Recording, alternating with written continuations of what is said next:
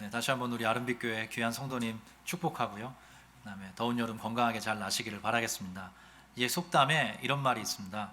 삼복더위 기간에는 입술에 묻은 밥풀도 무겁다. 그런 말이 있대요. 그만큼 몸이 무기력해지고 이 더위에 참 몸이 많이 처진다, 그런 뜻이죠. 밥풀 하나도 무겁게 느껴지는 그런 때입니다. 모쪼록 각 가정, 또 자녀들, 또 연로하신 우리 부모님들, 어르신들 건강하게 이 여름 나시기를 바라겠습니다. 지난주에 이어서 나사로 이야기 조금 더 살펴보기로 원하는데요. 짧게 복습을 하겠습니다. 제가 나사로라는 이름의 뜻 말씀드렸는데요. 어떤 뜻이라 그랬죠? 하나님의 도움, 또 하나님이 도우신다, 그런 뜻이라 말씀드렸습니다. 나사로의 이름의 뜻 그렇게 말씀드렸고요. 또 예수님께서 나사로를 좀 특별하게 호칭하신다 그랬어요. 우리 무엇 나사로? 우리 친구 나사로, 그렇게 말씀드렸습니다. 그래서 하나님께서 단순히 우리를 주종 관계가 아니라 우리 예수 그리스도를 이 땅 가운데 보내셔서 나사로와 같은 우리 모든 인생들 한 명 한 명을 부르셔서 구원해 주시는 이유가 있는데, 예수의 친구로, 하나님의 친구로, 구약 성경에 등장하는 에녹과 같이 하나님과 동행하며 평생 살아가도록 하나님이 이끌어 주시기 위해서 이렇게 우리 친구 나사로라, 예수님께서 그런 표현으로 이 말씀을 전해 주셨다, 이렇게 말씀드렸습니다. 그 세 번째, 우리 친구 나사로가 잠들었노라 그러나 내가 깨우러 가노라, 예수님이 그렇게 말씀해 주셨다고 했어요. 여기에 예수님의 의지가 담겨 있고 또 예수님의 의지는 언제나 현실이 됩니다. 저와 여러분도 허물과 죄로 죽어 있던 상태였죠. 근데 예수께서 오셔서, 성령께서 오셔서 우리를 흔들어 깨워 주셨습니다. 그래서 우리가 깨어난 자, 산 자, 생명을 가진 자로 걸어갈 수 있게 됐죠. 그래서 나사로라는 한 인물의 어떤 특징적인 사건이 아니라 우리 모든 하나님의 백성들의 삶이 이 속에 녹아져 있다, 이러한 관점으로 이 나사로 사건을 보시면 되겠습니다. 자, 오늘은 예수께서 이제 어떻게 나사로를 살려내시는지 그 대목을 좀 살펴보면 좋겠는데요. 제가 짧게 설명하고 본문으로 들어가면 좋겠습니다. 예수께서 좀 지체하셨다 그랬어요. 나사로가 완전히 죽은 다음에 나흘째 됐을 때, 나사로가 죽은 지 나흘째 됐을 때, 그래서 모든 사람들이 이제 나사로가 완전히 죽었다라고 느껴질 그때 베다니에 예수님께서 도착하십니다. 근데 가장 먼저 누가 마중을 나오냐 하면 막내 동생은 마리아고 그 위에 언니가 마르다인데, 마르다가 예수님을 향해서 마중을 나와요. 그래서 몇 마디 예수님과 말씀을 나눕니다. 근데 그때 중요한 얘기가, 예수님께서 계셨더라면 우리 오빠 안 죽었을 것 같습니다, 이런 이야기를 했어요. 근데 예수님께서 이렇게 말씀하세요. 네 오빠 살 것이다, 네 오빠 다시 살아날 거야, 이렇게 말씀하시니까 마르다가 뭐라고 얘기하냐면, 마지막 날에 언젠가는 다시 살아날 줄 믿습니다. 언젠가는 부활의 때가 있을 테니까 그때는 다시 살아날 거라 믿습니다. 그랬더니 예수님이 이렇게 말씀하세요. 그 유명한 말씀이죠. 나는 부활이요 생명이니 나를 믿는 자는 죽어도 살겠고 무릇 살아서 나를 믿는 자는 영원히 죽지 아니할 것이다. 이렇게 다시 한번 예수님의 권능을 말씀에 담아서 표현해 주고 계세요. 그리고 실제로 그 말씀은 또 현실이 되죠.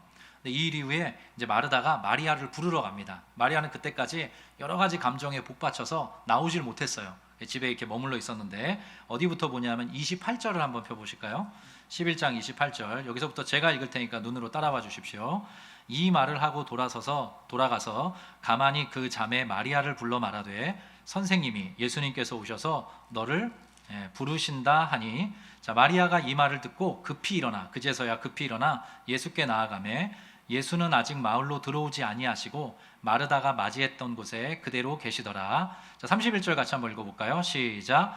마리아와 함께 집에 있어 위로하던 유대인들은 그가 급히 일어나 나가는 것을 보고 곡하러 무덤에 가는 줄로 생각하고 따라가더니, 자, 마리아가 급히 일어나서 뛰쳐나가니까 그 근처에 위로하던, 함께 슬퍼하던 유대인들이 이제 뒤따라갔다, 그런 내용이 담겨 있고요. 자, 32절은 제가 읽겠습니다.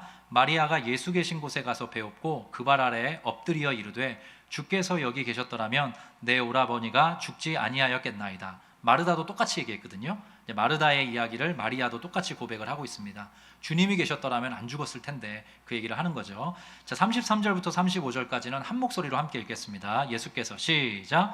예수께서 그가 우는 것과 또 함께 온 유대인들이 우는 것을 보시고 심령에 비통히 여기시고 불쌍히 여기사 이르시되 그를 어디 두었느냐. 이르되 주여 와서 보옵소서 하니 예수께서 눈물을 흘리시더라. 아멘. 자, 이제 마리아와 함께, 마리아, 마르다, 온 유대인들 함께 울고 위로하던 유대인들이 다 예수님 앞에 모이게 됐습니다. 근데 그때 33절에 여러분 눈으로 한번 더 따라봐 주시면요, 예수께서 그가 우는 것, 마리아가 우는 것과 또 함께 온 유대인들이 우는 것, 자, 우는 사람들로 가득 차죠. 가득한 그 상태에서 그것을 어떻게 하셨다 그래요? 보시고 그 다음에 예수님의 감정이 등장합니다. 예수님의 감정. 자, 심령에 어떻게 여기셨다? 비통히 여기셨다. 그리고 어떻게 여기셨다? 불쌍히 여기셨다. 이렇게 등장하고 있고요. 35절에 보면 예수께서 무엇을 흘리셨다? 눈물을 흘리셨다. 저를 보시겠습니까? 여기에 특이하게 예수님의 감정이 묘사되고 있습니다. 예수님이 느끼셨던 감정을 요한복음의 기자가 이렇게 제시하고 있어요. 첫 번째는 비통히 여기셨다. 두 번째는 불쌍히 여기셨다. 세 번째는 눈물을 흘리셨다. 기본적으로 슬픔이 베이스에 깔려있는 그런 감정과 정서의 표현들이죠. 당연히 예수님께서도 예수님이 특별히 사랑하시는 가정이었고 특별히 사랑하시는 자였고 또 이 안에 저와 여러분이 모두 있다고 하지 않았습니까? 하나님의 사람들, 하나님의 백성들을 바라보면서 예수님은 눈물 흘리고 또 불쌍히 여기시는 그런 분이시죠. 근데 흥미로운 거는 여기 비통히 여기신다는 단어예요. 이게 매우 중요합니다. 여기와 함께 38절에도 비통히 여기신다는 말이 등장해요. 근데 이 말이 요즘에 여러분 비통히 여긴다는 말 쓰는 분 계세요 혹시? 나 너무 비통해. 사실 이 말이 어떤 뜻인지 좀 은어로 아리까리하죠. 근데 이 말이 단순히 뭐 슬퍼한다, 뭐 고통한다, 뭐 아파한다 이런 차원이 아니라 놀랍게도 분노한다는 뜻입니다. 이 원어 의미를 따지면 콧구멍이 커지고 김이 쑥쑥 나온다, 그런 의미를 갖고 있어요. 여러분, 이렇게 울고 있는 자, 그리고 함께 우는 자들을 앞에 두고 또 당신께서 사랑하시는 나사로가 병들어 죽었는데 예수님이 지금 분노하셨다, 분노하시면서 불쌍히 여기셨다, 눈물을 흘리셨다, 이렇게 지금 성경이 예수님의 감정을 묘사해 주고 있어요. 여러분, 왜 그럴까요? 왜 예수님께서 분노하셨을까요? 여러분, 예수님께서 지금 이 순간 이 상황 속에서 사탄의 권세, 죽음의 권세와 지금 마주하고 계시기 때문입니다. 여러분, 모든 인간은 안타깝게도 죄의 영향력 아래에 있습니다. 죄의 삭은 사망이요 하나님의 은사는 그리스도 예수 안에 있는 영생이라고 로마서는 얘기하고 있어요. 죄의 삭은 사망이어서 모든 인간들은 죄가 가져다주는 고통과 아픔과 슬픔과 그리고 죽음에 마주하면서 살아가는 그런 존재들이죠. 그래서 예수님께서 지금 사탄의 세력, 죽음의 세력과 딱 마주한 상태에서 한편으로는 크게 분노하시고 다른 한편으로는 그런 형편에 처한 한 영혼을 바라보면서 불쌍히 여기시며 눈물을 흘리고 계신 것입니다. 제가 이렇게 설명을 드렸을 때 조금 이렇게 충분히 안 와닿으실 분이 계실 수 있어서 제가 이렇게 어떤 사건에 대한 이야기를 설명해 드리겠습니다. 제가 예전에 이 설교를 한번 할 때 우연히 보게 된 영상이었어요. 2017년도에 있었던 일입니다. 미국에서 있었던 일인데요. CCTV에 잡혔어요. 어떤 한인 청년, 20대 초반의 청년이 길을 가다가 주변 어떤 가판대에서 가판대 상점의 어떤 주인하고 얘기를 주고받는 한 여성에게 말을 건넸습니다. 말을 건넸어요. 어떤 한 남성 청년이 지나가다가 한 여성에게 말을 건넸어요. 그리고 길을 갔습니다. 근데 그 CCTV에 놀라운 장면이 포착이 된 거예요. 갑자기 길을 가던 그 청년이 되돌아와서 자기 품속에서 흉기를 꺼냅니다. 흉기를 꺼내서 그 여성을 구타하기 시작을 했어요. 경찰 조사에 따르면 24초 동안 48번 가격을 했대요. 이유가 뭔가 물어봤더니 그 여인에게 가서 뭘 물어봤냐면 당신 한국 여성입니까? 물어봤대요. 그래서 네라고 대답을 했답니다.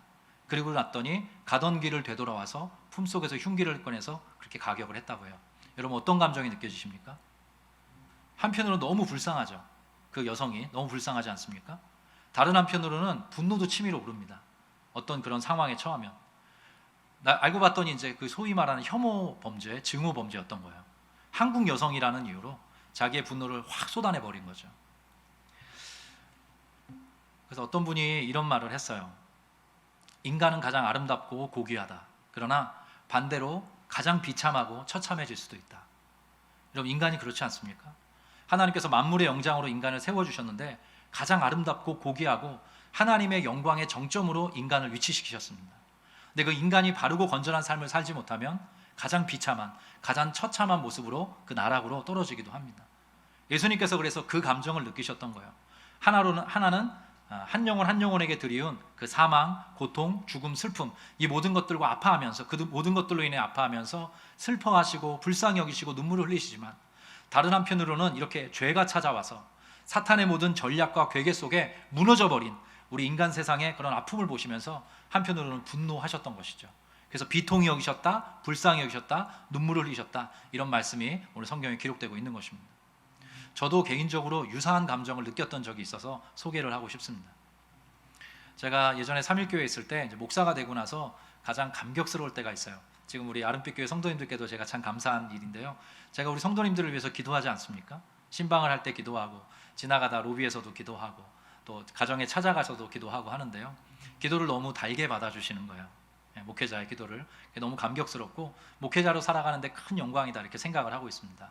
삼일교회에서는 금요기도회 때나 특세 때 이제 부목사들이 나와서 안수기도를 해드리곤 했어요. 성도님들께 기도 제목이 있을 때. 그래서 기도가 어느 정도 마무리될 때쯤 이제 조명이 꺼지고 이제 앞에 의자에 목사들이 앉으면 기도 제목을 작은 카드에 적어와서 방석을 하나 깔고 올라와서 우리 성도님들이 목회자에게 기도 카드를 내어 미십니다. 그럼 기도 제목을 읽어가면서 그 성도를 위해 기도를 하죠. 저에게 잊지 못할 한날의 추억이 있어서 나누고자 합니다. 금요기도회 때였어요. 밤이 매우 깊었습니다. 거의 12시까지 금요기도회가 진행되기 때문에 퍽 늦은 시간이었습니다. 이렇게 안경을 쓰시고 얼굴이 뽀얀, 제가 성함을 기억을 못해요. 삼일교회도 큰 교회에 있기 때문에. 근데 그 한 가장께서 올라오셨어요. 근데 기도 제목을 보는데 제가 숨이 안 쉬어지더라고요. 숨을 이렇게 쉬기가 어렵더라고요. 이런 내용이었어요. 아주 담담하게 쓰셨어요. 첫 번째, 1번. 저는 40대 직장인입니다. 가장이기도 하고요. 그런데 직장 생활 때문에 너무나 힘이 듭니다. 이렇게 쓰셨어요. 1번이. 2번이 뭐였냐면 직장 상사가 저보다 나이가 어립니다. 이렇게 쓰신 거예요. 3번 제목에 이렇게 써 있었습니다. 자꾸만 그 직장 상사가 저를 괴롭히면서 그만두라고 종용하고 있습니다. 4번. 저는 사춘기를 한창 지나고 있는 자녀가 둘인 아빠입니다. 제가 어떻게 해야 될까요? 이 기도 제목을 써서 들고 올라오신 것입니다. 너무 이렇게 마음이 정말 답답해가지고 말이 안 나오더라고요. 그래서 이제 붙들고 기도하기 시작했습니다. 한 10분 정도 기도하는데 피차간에 눈물 콧물 다 쏟으면서 하나님의 말씀을 외워가면서 하나님 활로를 달라고, 길을 허락해 달라고, 또 마음을 지켜달라고, 정말 하나님 다시 살아갈 소망을 달라고 그 가정과 가장을 위해서 간절히 기도했습니다. 근데 다른 한편으로는 이런 마음이 드는 거예요. 왜 우리 인간들은 모두가 더불어 행복하게 아름답게 건강하게 살아갈 수가 없고, 또 다른 누군가를 누르고 또 다른 누군가를 때로 괴롭게 하면서 이렇게 살아갈 수밖에 없나, 이런 어떤 아픈 마음이 제 안에 드는 거예요. 그 한 영혼에 대한 불쌍한 안타까운 마음과 더불어서 이 인간 세계에 드리워 있는 그 죄에 대한, 그로 인한 고통과 아픔에 대한 여러 가지 그런 감정들로 인해서 제 마음이 복잡했습니다. 오늘 예수님께서 느끼셨던 감정이 바로 그래요.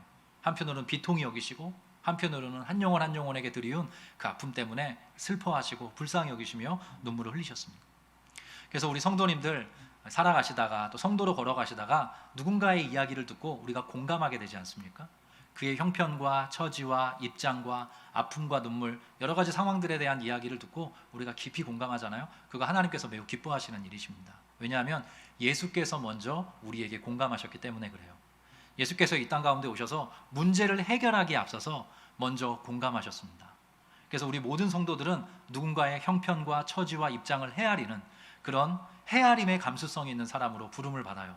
예수께서 우리에게 먼저 그렇게 해주셨기 때문이죠. 중요한 말씀을 한 구절 보겠는데요. 빌립보서 4장의 말씀입니다. 같이 한번 한 목소리 자막을 부탁드렸어요. 같이 함께 읽겠습니다. 시작.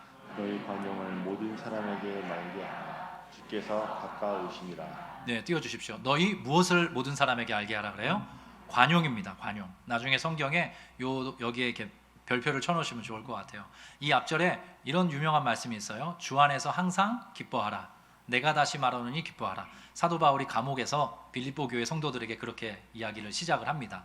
그리고 나서 요 4장 5절을 하고 그 다음에 뒷절에 뭐라고 쓰여 있냐면 유명한 말씀이죠. 아무것도 염려하지 말고 다만 모든 일에 기도와 간구로, 그 유명한 말씀이 나와요.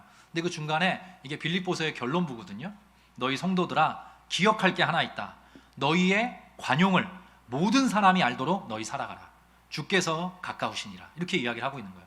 이 관용이 얼마나 중요한 덕목이었던지 사도 바울이 모든 성도들에게, 너희 성도들아, 너희에게 있는 그 관용 모든 사람에게 알게 해 주어라.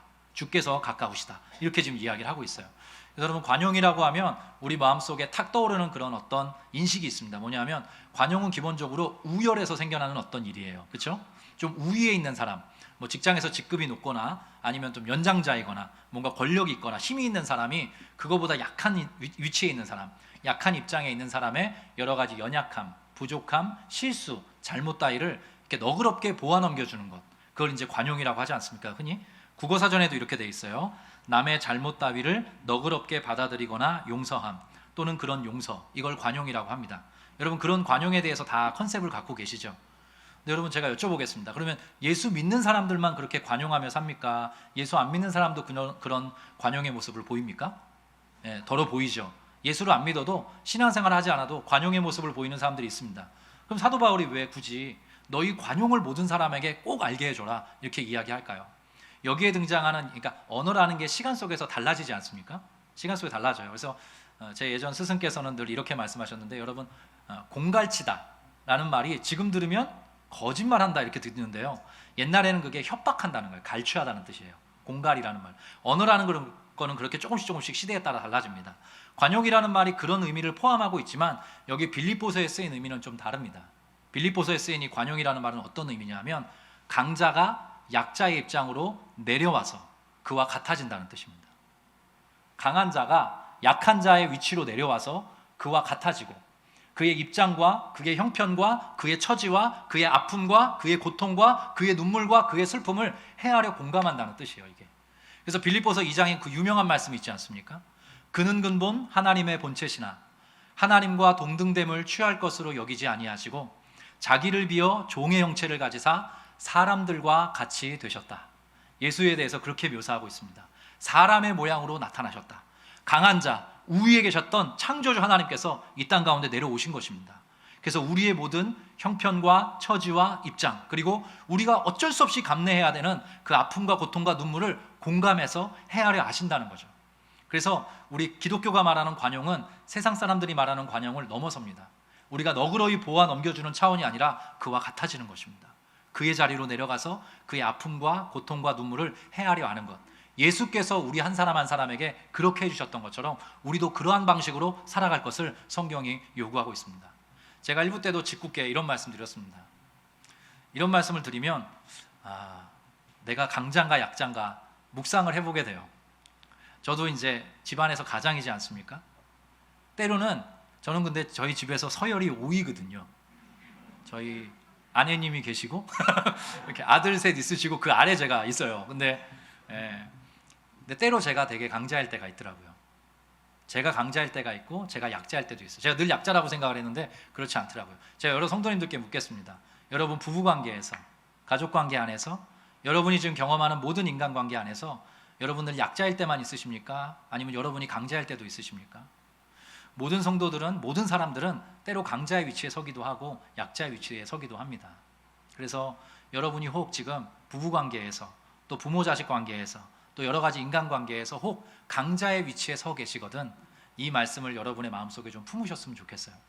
예수께서 여러분 한 사람 한 사람의 입장과 형편과 처지와 눈물과 아픔과 고통을 헤아려 공감하셨던 것처럼, 먼저 관용해 주신 것처럼 우리가 때로 강자의 위치에 있다면 또 다른 누군가를 향해, 그 시간 마주한 그 사람을 향해 그에게 공감하고 그의 아픔과 그의 형편과 처지를 헤아릴 수 있는 그런 관용의 사람이 되면 좋겠습니다.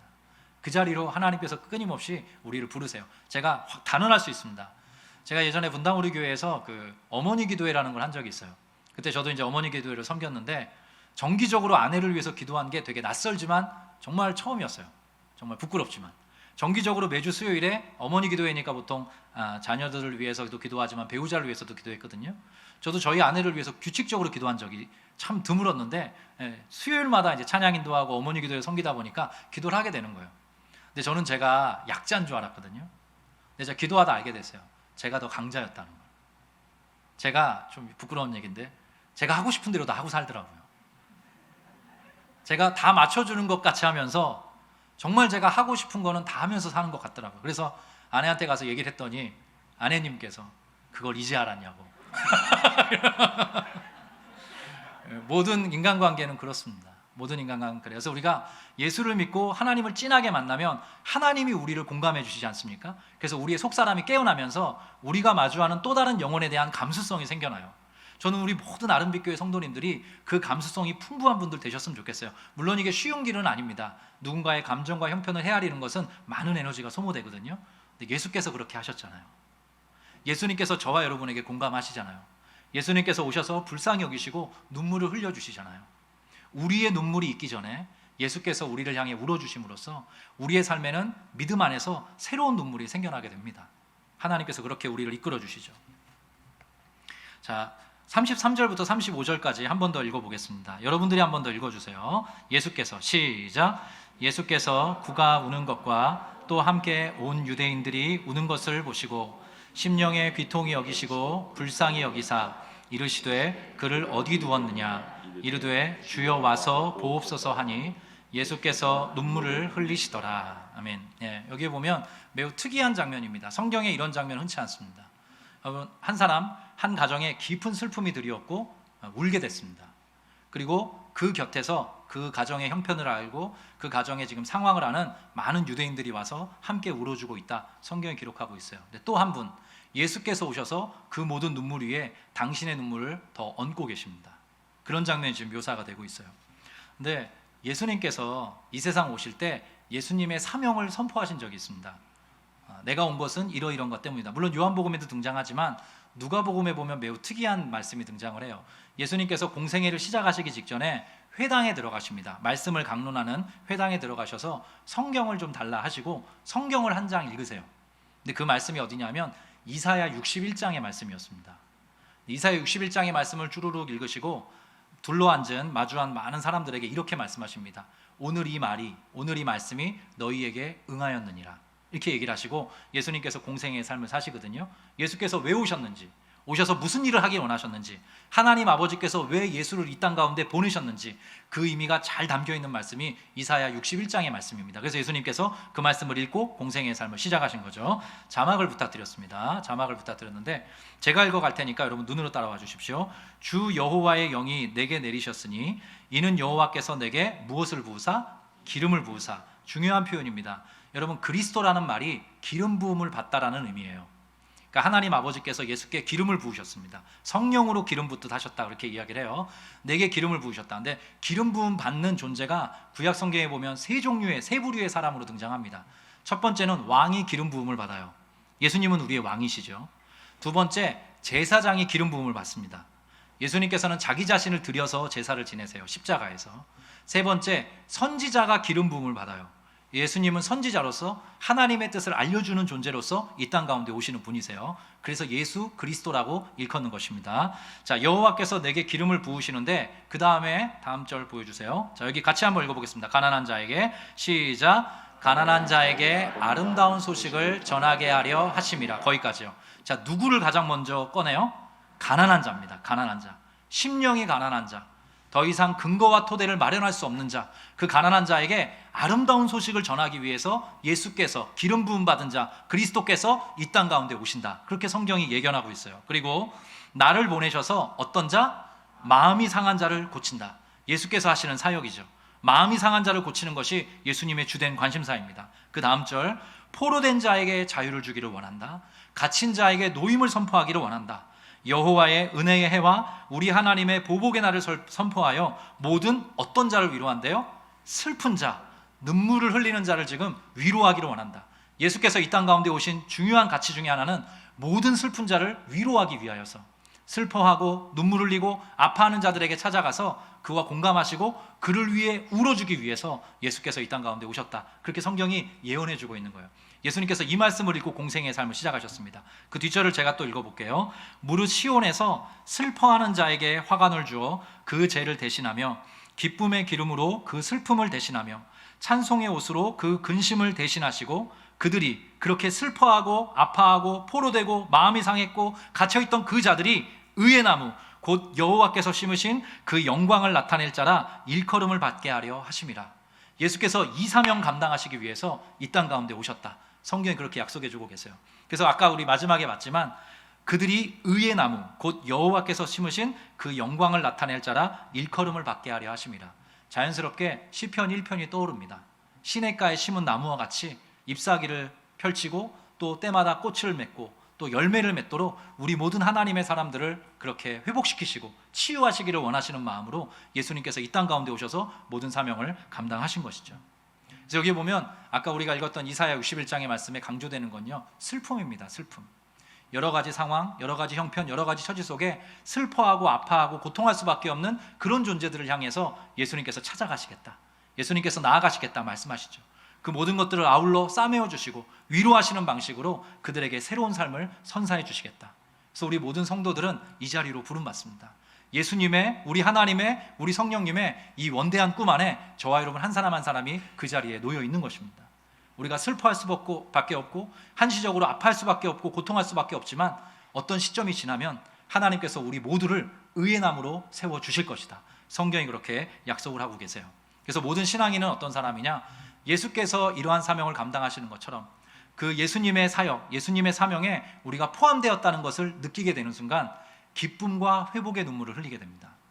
여러분, 그래서 가만히 생각해 보십시오. 여러분들께서 뜨겁게 예수님을 만나게 되면 반드시 부수적으로 파생되는 효과가 하나 있는데 기쁨과 회복의 눈물을 흘리게 돼요. 제가 지난 주간에도 적지 않은 우리 아름빛교회에 새롭게 등록하신 우리 성도님들을 만났는데요, 참 너무 감격스러웠어요. 이유가 뭐였냐면 한 분 한 분이 예배를 드리면서 그 회복의 눈물을 지금 경험하고 계시더라고요. 마음속에 기쁨이 다시 생겨나고 마음속에 다시 회복이 주어지고, 그래서 하나님 앞에 예배 가운데 울게 되고 다시 한번 힘을 얻고 의의 나무와 같이 살아갈 힘과 용기와 소망을 이 예배 공동체를 통해서 얻고 있노라, 이렇게 고백을 해주고 계시더라고요. 저도 그 은혜의 주인공 되기를 원하고요, 우리 모든 성도들께서도 그 은혜를 놓치지 않는 그런 축복의 사람으로 살아가시기를 주의 이름으로 축복합니다. 자, 또 하나 이제 중요한 게 있습니다. 제가 빼놓은 게 하나 있네요. 여러분, 눈물과 관련돼서 제가 시를 하나 준비했어요. 눈물에 대해서. 우리 하나님께서 때로 우리 성도들에게 눈물을 주기를 원하신다라는 메시지가 담겨 있는 시인데요, 제가 읽어드릴게요. 오늘 설교를 준비하다가 김현승 시인께서 쓰신 눈물이라는 시입니다. 제가 읊어보겠습니다. 덜어는 옥토에 떨어지는 작은 생명이고저 흠도 티도 금가지 않은 나의 전체는 오직 이뿐 더욱 값진 것으로 드리라 하올제 나의 가장 나중 진인 것도 오직 이것뿐 아름다운 나무의 꽃이 시듬을 보시고 열매를 맺게 하신 당신은 나의 웃음을 만드신 후에 새로이 나의 눈물을 지어주시다. 하나님을 신앙하는 사람이 쓴 시입니다. 근데 하나님께서는 우리에게 때로 눈물을 지어주기도 원하세요. 근데 그것이 슬픔의 눈물에 그치지 않고 슬픔 가운데 회복되어서 주님을 만남을 통해서 기쁨의 눈물, 회복의 눈물을 흘리는 그런 성도들이 되기를 하나님은 원하십니다. 이 은혜가 여러분의 것 되시기를 주의 이름으로 축복합니다. 자, 몇 절을 보시냐면요, 11장 33절만 한 번 더 읽을 텐데 자막을 부탁드렸습니다. 제가 어떤 색깔로 강조를 했습니다. 자막을 보고 함께 읽겠습니다. 예수께서, 시작! 예수께서 그가 우는 것과 또 함께 온 유대인들이 우는 것을 보시고 심령에 비통이 여기사 불쌍히 여기사. 자, 예수께서 앞쪽으로 넘겨주실 수 있나요? 예수께서 그가 우는 것, 마리아와 마르다가 울고 있죠. 그가 우는 것과 또 함께 온 유대인들이 그런 상황을 보고 함께 아파하는 것, 그러면서 우는 것을 지금 보셨다, 이렇게 이야기를 해요. 여기에 보면 성경에 거의 드물게 등장하는 우는 자가 있고 그 우는 자들을 위해 함께 울어주는 사람이 지금 제시되고 있습니다. 등장하고 있어요. 여러분, 분당 우리 교회의 중요한 슬로건이 뭐였죠? 함께 울고 함께 웃는 우리였어요. 함께 울고 함께 웃는 우리. 로마서 12장 15절에 이런 말씀이 있죠. 즐거워하는 자들과 함께 즐거워하고 우는 자들과 함께 울라. 모든 믿음의 백성들에게, 하나님의 사람들에게 그렇게 이야기합니다. 우는 자들과 함께 울어주라. 그게 성도의 살아가는 방식이다, 이렇게 이야기를 해요. 제가 개인적으로 이 나사로 말씀을 연구하다가 또 분당 우리 교회에서 그렇게 우리가 늘 누렸던 함께 울고 함께 웃는 우리, 그 가치를 이제 마음에 품다가 아름빛 교회는 조금 다르게 그 가치를 계승하면 좋겠다. 따라 한번 하면 좋겠습니다. 즐거워하는 자들과 함께, 우는 자들과 함께. 저희의 가치가 이것이 되었으면 좋겠습니다. 제가 너무 감사한 게, 제가 이제 몇 주 전에도 그런 말씀 드렸잖아요. 주변에 상가 좀 이용해 주시라. 주일날 예배 드리시고 우리가 식당을 마련하지 않았다, 주방이 따로 없다, 주변의 상가들 경영하시는데 참 힘들 테니 주일에 식사 한 끼 사드시고 가시면 좋겠다. 또 이 문월드의 한 곳에 보면 장애인들이 주축이 되어서 운영하는 그런 업체도 있으니 커피도 좀 사서 드시고 빵도 좀 구매해 주시면 좋겠다, 이렇게 말씀드렸거든요. 제가 몇 주를 통해서 이렇게 시니어 성도님들, 65세 이상의 우리 성도님들을 신방을 하다가 제가 놀라운 사실을 발견했습니다. 이분들 중에 몇 분이 저에게 똑같은 말을 해주셨는데요. 매주 가신대요. 매주 가신대요. 그래서 목사님의 말엔 순종해야 된대요. 제가 갑자기 두려워지기 시작했습니다. 말을 잘해야 되겠구나. 매주 가신대요. 매주 가셔서 사드신대요. 매주 가셔서 빵을 사시고. 너무 감사하더라고요. 너무 감사하더라고요. 얼마나 위로가 될까요? 얼마나 울 수밖에 없고 경영이 안 되고 운영이 안 되는 분들에게 힘이 될까 또 생각해 보게 됩니다. 근데 제가 이 말씀을 드리는 이유가 있어요. 여러분, 우는 자들과 함께 우는 게 얼마나 중요한 가치인지 오늘 이 나사로의 말씀을 통해서 또 성경을 통해서 우리가 한번 확인해 보고 넘어가면 좋겠는데요. 자, 요한복음 11장 19절 띄워주실까요? 자막입니다. 같이 읽겠습니다. 시작.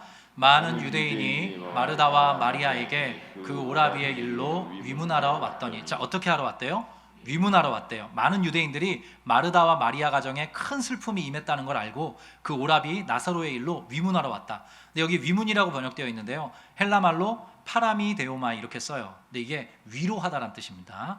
혹은 격려하다라는 뜻이에요. 자, 31절도 보겠습니다. 31절 같이 한번 읽어보겠습니다. 시작. 마리아와 함께 집에 있어 위로하던 유대인들은 그가 급히 일어나 나가는 것을 보고 곡하러 무덤에 가는 줄로 생각하고 따라가더니, 자, 여기에 보면 아까 위문이라고 쓰여 있는데 오늘 여기 본문에는 어떤 유대인들?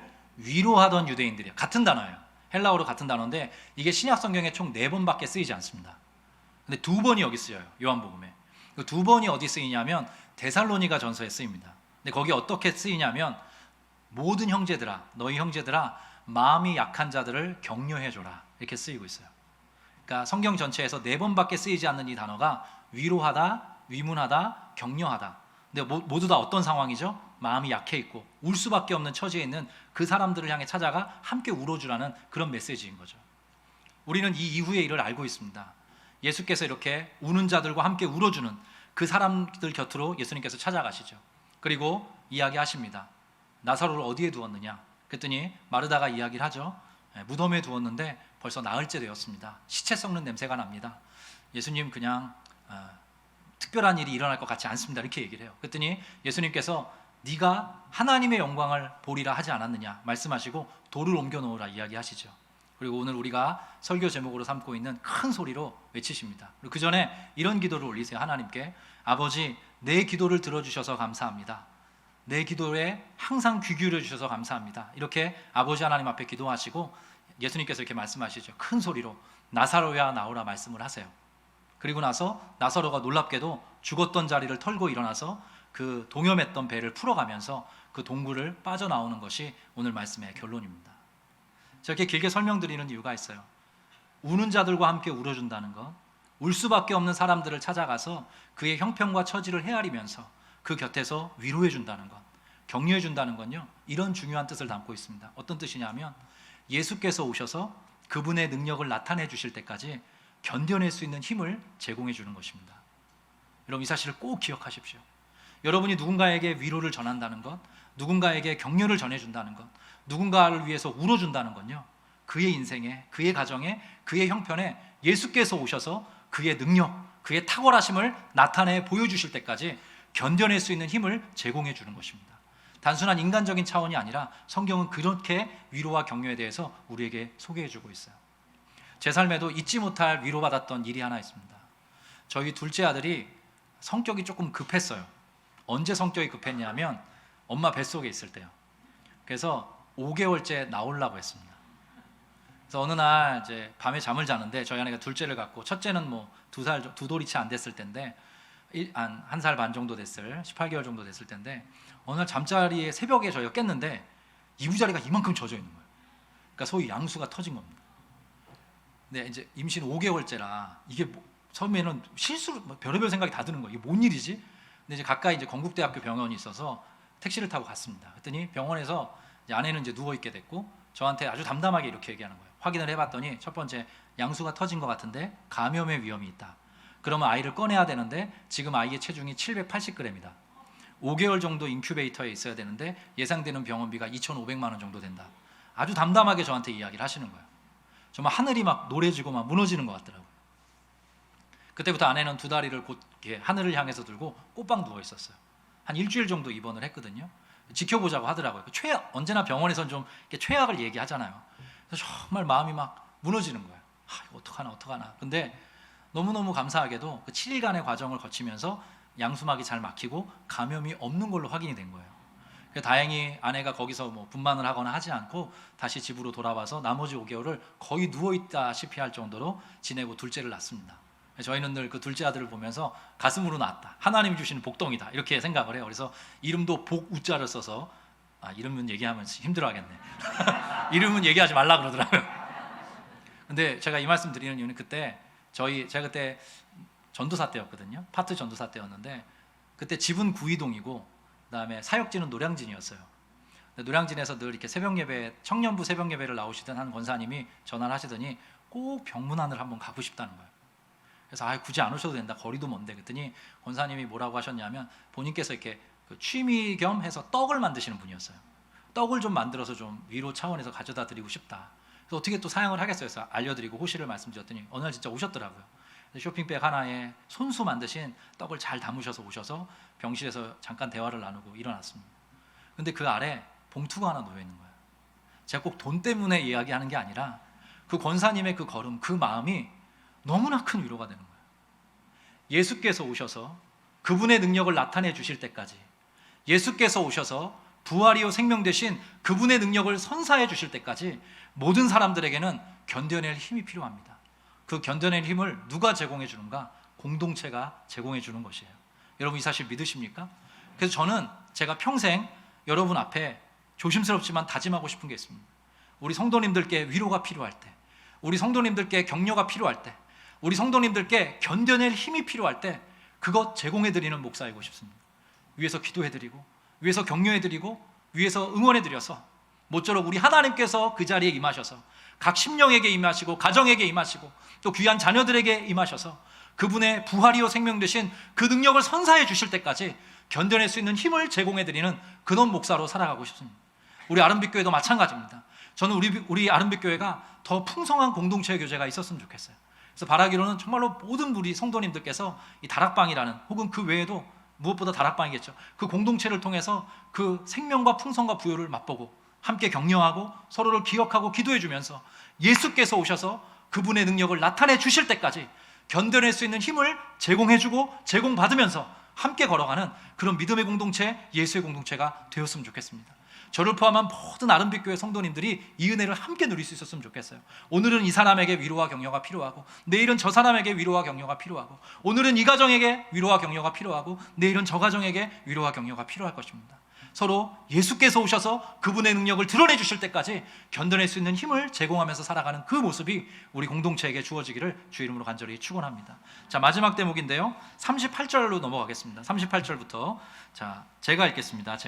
이에 예수께서 다시 속으로 비통히 여기시며 무덤에 가시니 무덤이 굴이라 돌로 막았거늘 예수께서 이르시되 돌을 옮겨 놓으라 하시니 그 죽은 자의 누이 마르다가 이르되 주여 죽은 지가 나흘이 되었음에 벌써 냄새가 나나이다. 이렇게 좀 부정적인 얘기를 했죠. 그때 예수님께서 이르시되 내 말이 내가 믿으면 하나님의 영광을 보리라 하지 아니하였느냐 하시니, 자 여기서부터 같이 한번 읽어보겠습니다. 2절만, 41절 42절만 함께 읽겠습니다. 시작.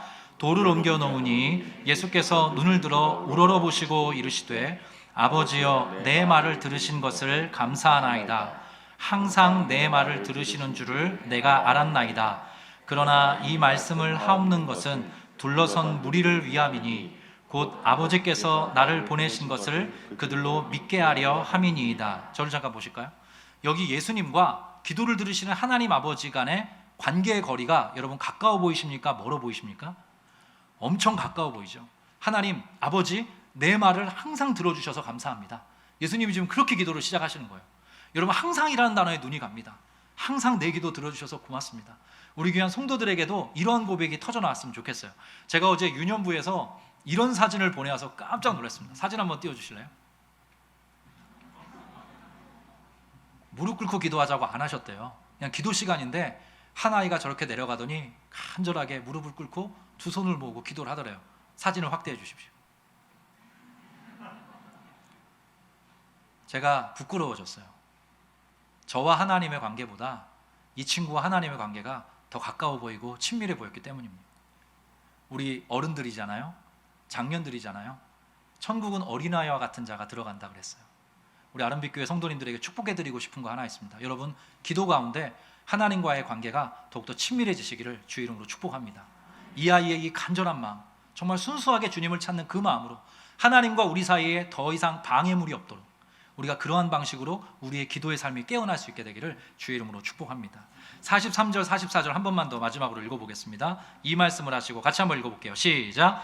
이 말씀을 하시고 큰 소리로 나사로야 나오라 부르시니 죽은 자가 수족을 배로 동인 채로 나오는데 그 얼굴은 수건에 쌓였더라. 예수께서 이르시되 풀어놓아 다니게 하라 하시니라. 아멘. 야, 오늘 스토리의 이제 결론 봅니다. 43절만 한번 주목해 보시겠어요? 43절에 예수님께서 이 말씀을 하시고 나사로야 나오라 부르셨는데 거기에 어떤 수식어가 들어있죠? 큰 소리라는 말이 등장합니다. 여러분 저를 보시겠습니까? 제가 성경을 묵상하고 연구하다가 깜짝 놀랐습니다. 성경은요, 하나님의 큰 소리로 시작해서 하나님의 큰 소리로 문이 닫힙니다. 성경의 스토리는 놀랍게도 하나님의 큰 음성으로 시작하고 하나님의 큰 음성으로 끝이 나요. 성경 처음이 창세기죠.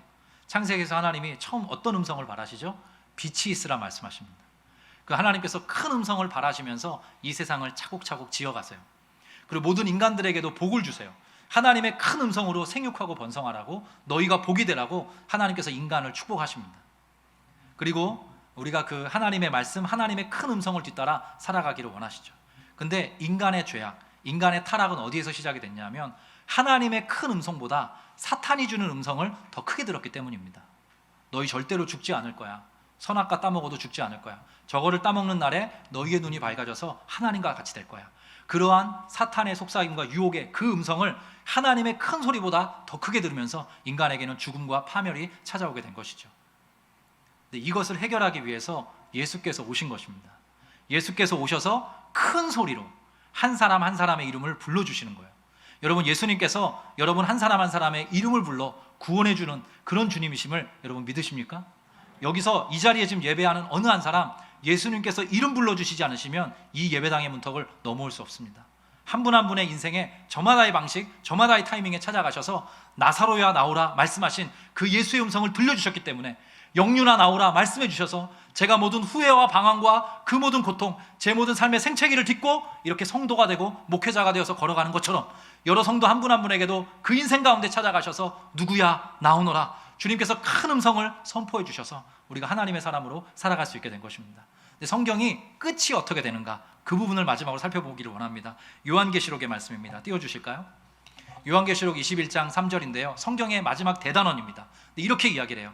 내가 들으니 보좌에서 무엇이 난대요? 큰 음성이 나서 이르되. 자, 성경의 마지막도 하나님께서 선언해 주시는, 선포해 주시는 큰 음성으로 대단원의 막을 내립니다. 어떤 내용이 약속되고 있는지 봅시다. 보라, 여기서부터 같이 읽겠습니다. 시작. 보라, 하나님의 장막이 사람들과 함께 있음에 하나님이 그들과 함께 계시리니 그들은 하나님의 백성이 되고 하나님은 친히 그들과 함께 계셔서 모든 눈물을 그 눈에서 닦아주시니 다시는 사망이 없고 애통하는 것이나 곡하는 것이나 아픈 것이 다시 있지 아니하리니 처음 것들이 다 지나갔음이러라. 여러분 아멘이십니까? 하나님께서 큰 음성으로 지금 약속해주고 계십니다. 내가 너희들과 영원히 함께 할 것이다. 나는 너희의 하나님이 되고 너희는 나의 백성이 될 것이다. 너희 눈에 흘리고 있는 그 모든 눈물, 슬픔, 아픔, 고통, 그 모든 것들 내가 알고 있다. 그 모든 것들을 지워내고 그 모든 것들을 닦아줄 것이다. 새날을, 새일을, 새하늘과 새 땅을 내가 지금 예비하고 있다. 하나님께서 큰 음성으로 그렇게 약속해주고 계신 것입니다. 그래서 우리 성도들로 살아갈 힘을 얻게 되는 거예요. 오늘 제가 마지막 적용으로 이렇게 적어봤습니다. 여러분 귀 기울여 주십시오. 지금 저와 여러분이 듣고 있는 큰 음성은 무엇입니까? 어떤 목소리에 우리 귀를 기울이며 살아가고 있습니까? 그 어떤 목소리가 이 주님의 큰 음성보다 크게 들리지는 않습니까? 여러분, 우리가 어떤 음성에 지금 귀 기울이면서 살아가고 있습니까? 하나님께서 굳이 큰 음성이라고, 큰 소리라고 이렇게 성경에 기록하신 이유가 있습니다. 왜냐하면 우리가 하나님의 이 음성보다 다른 음성을 즐겨 듣고 살아갈 수 있기 때문입니다. 제가 한 분 한 분의 형편과 처지를 다 모르지만 여러분의 마음속에 지금 어떠한 소리와 어떠한 음성이 자리 잡고 있는지 한번 살펴보십시오. 주님의 이 음성에 귀 기울이셨으면 좋겠어요. 나사로야 나오라 말씀하시고 나는 너희의 하나님이 되고 너희는 나의 백성이 될 것이다. 너희 눈의 눈물 내가 닦아줄 것이고 다시는 아픔이 없고 고통이 없는 그런 날을 내가 예비하고 있다. 나의 사람으로, 나의 아들로, 나의 친구로 너희 살아가자. 하나님의 이 음성에 아멘으로 반응하시고 그 음성에 이끌려 살아가는 귀한 우리 아름빛교회 성도들 되시기를 주의 이름으로 간절히 축원드립니다. 우리 같이 한번 찬양하면 좋겠는데요. 전능하신 나의 주 하나님은입니다. 제가 가사를 한번 읽어드릴게요. 전능하신 나의 주 하나님은 능치 못하실 일 전혀 없네. 우리의 모든 간구도, 우리의 모든 생각도, 우리의 모든 꿈과 모든 소망도, 신실하신 나의 주 하나님은 우리의 모든 괴로움 바꿀 수 있네. 불가능한 일을 행하시고 죽은 자를 일으키시니 그를 이길 자 아무도 없네. 주의 말씀 의지하여 깊은 곳에 금을 던져 오늘 그가 놀라운 일을 이루시는 것 보라. 주의 말씀 의지하여 믿음으로 금을 던져 믿는 자에게 능치 못함 없네. 하나님의 사람으로 살아갈 때 우리를 가로막는 것은 아무것도 없을 것입니다. 성경은 분명히 하나님의 백성들에게 승리를 약속하고 있습니다. 주의 음성에 귀 기울이시고 주와 더불어 동행해 가시는 하나님의 친구 되시기를 다시 한번 주의 이름으로 축복합니다. 우리 찬양의 고백으로 함께 나아가겠습니다. 전능하신 나의 주 하나님은 전능하신 나의 주 하나님은 능치 못하실 일 전혀 없네. 우리의 모든 간구도, 우리의 모든 생각도, 우리의 모든 꿈과 모든 소망도, 신실하신 나의 주 하나님, 우리의 모든 괴로움 바꿀 수 있네. 우리의 모든 괴로움 바꿀 수 있네. 불가능한 일 행하시고 죽은 자를 일으키시니 그를 이길 자 아무도 없네. 주님의 음성에 귀를 기울입시다. 주의 말씀 의지하여 깊은 곳에 금을 던져 오늘 그가 놀라운 일을 이루시는 거라. 주의 말씀 의지하여 믿음으로 금을 던져 믿는 자에게 능치 못한, 우리 처음부터 한 번 더 고백합니다. 전능하신 나의 주 하나님은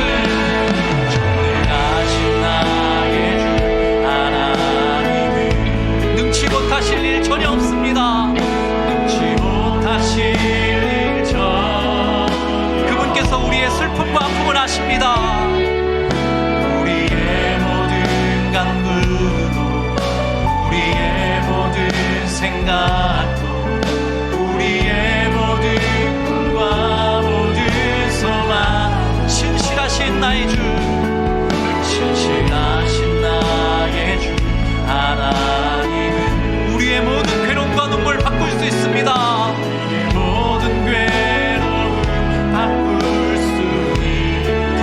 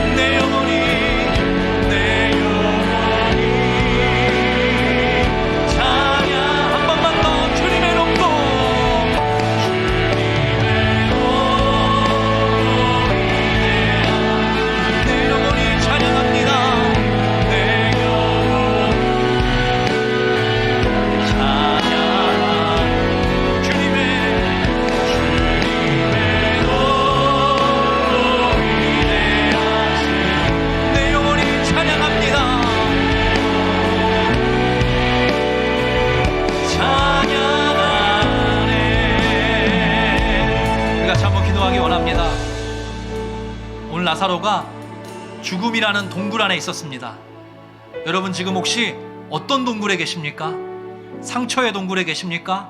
아픔의 동굴에 계십니까? 인간관계로 인한 고통의 동굴에 계십니까? 여러 가지 재정적인 환경적인 어려움의 동굴 안에 계십니까? 다 털어놓지 못하는 죄의 굴레로 인한 그 죄악의 동굴 속에 계십니까? 주님께서 찾아가셔서 말씀해 주실 것입니다. 나사로야 나오라 말씀해 주실 때 우리 살아날 수 있습니다. 그런즉 누구든지 그리스도 예수 안에 있으면 새로운 피조물이라 이전 것은 지나갔으니 보라 새 것이 되었도다. 우리를 다시 살려달라고, 하나님의 사람답게 살아갈 수 있게 달라고, 이 세상의 모든 슬픔과 고통을 헤아리시고 우리에게 승리를 가져다 주시는, 회복을 선사해 주시기를 기뻐하시는 그 하나님과 더불어 걸어가기를 원한다고, 우리의 삶을 주님께 의탁하면서 그분의 음성을 듣기를 원한다고, 우리 시간 주여 한번 외치고 함께 합심하여 기도하겠습니다. 함께 기도합니다. 주여, 하나님 아버지 은혜와 사랑에 감사합니다. 나사로여 나오라 말씀해 주셔서 하나님 우리가 하나님 앞에 나와서 이렇게 살아있는 존재가 되었습니다. 영유나 나오라 말씀해 주셔서 제가 모든 그 모든 배역했던 지난 삶을 미루하고 교만했고 음란했고 시기와 질투와 비움이가 높고 탐욕과 탐심과 어리석음과 게으름과 나태함으로 가득했던 그 모든 삶을 뒤로하고 이만큼 사람다운 사람으로 살아오게 되었습니다. 하나님 이후로도 제가 바르고 건강한 삶 살아갈 수 있길 원합니다. 나사로여 나오라 말씀해 주신 주의 음성을 내게 들려주시고 영유나 나오라, 영유나 거기 있으면 안 된다, 영유나 그 자리에 머물러 있으면 안 된다 말씀해 주셔서 내가 날마다 날마다 새로운 사람으로 살아있는 자로 생명으로 살아갈 수 있도록 주님을 잡아주시옵소서. 그리스도의 친구로 하나님의 사람으로 성령께 이끌림받는 존재로 걸어갈 수 있기 원합니다. 우리 성도들의 삶을 주님께서 보고 살펴주셔서 이들이 어떤 인생의 동굴 가운데 있습니까? 사망의 동굴, 고통의 동굴, 죽음의 동굴, 열등감의 동굴, 여러 가지 아픔 다 풀어갈 수 없는 죄악의 동굴 가운데 있다면 주님께서 찾아가 주셔서 큰 소리로 이름을 불러 주시옵소서. 누구누구야 나오라 그 말씀 앞에 반응하는 우리 귀한 성도들 다 될 수 있도록 함께하여 주시옵소서. 하나님 아버지 은혜와 사랑에 감사합니다. 나사로 속에 우리 모든 성도들의 삶이 들어있음을 이 시간 말씀을 통해 다시 한번 확인했습니다. 지금 어떤 동굴에 우리 성도들이 있는지 하나님 알고 계십니다. 그 동굴 가까이에 다가가 주셔서 큰 소리로 우리 성도 한 분 한 분의 이름을 불러 주시옵소서. 나사로야 나오라 선포하여 주시옵소서. 우리 각 가정의 귀한 자녀들에게도 이 음성이 들려지기를 원합니다. 우리 자녀들 주님의 음성을 듣고 주님 앞에 돌아와 바르고 건강한 청년으로서의 삶을 살아갈 수 있도록 함께하여 주시고 또 그렇게 은혜 안에서 성장해 갈 수 있도록 도와주시옵소서. 귀한 가장들, 귀한 아내분들 기억하여 주셔서 한 분 한 분의 마음에 다 털어놓을 수 없는 슬픔과 아픔과 눈물이 있습니다. 주님 헤아려 주시고 음성을 발하여 주시옵소서. 큰 소리로 아버지 나사로야 나오라 말씀하신 것처럼 불러 일으켜 세워 주시옵소서. 큰 음성으로 빛이 있으라 말씀하셨고 큰 음성으로 내가 너의 눈물을 닦아줄 것이다 약속해 주신 하나님 앞에 합당하게 반응하며 걸어가는 예수의 친구 하나님의 사람 다 될 수 있도록 함께하여 주시옵소서.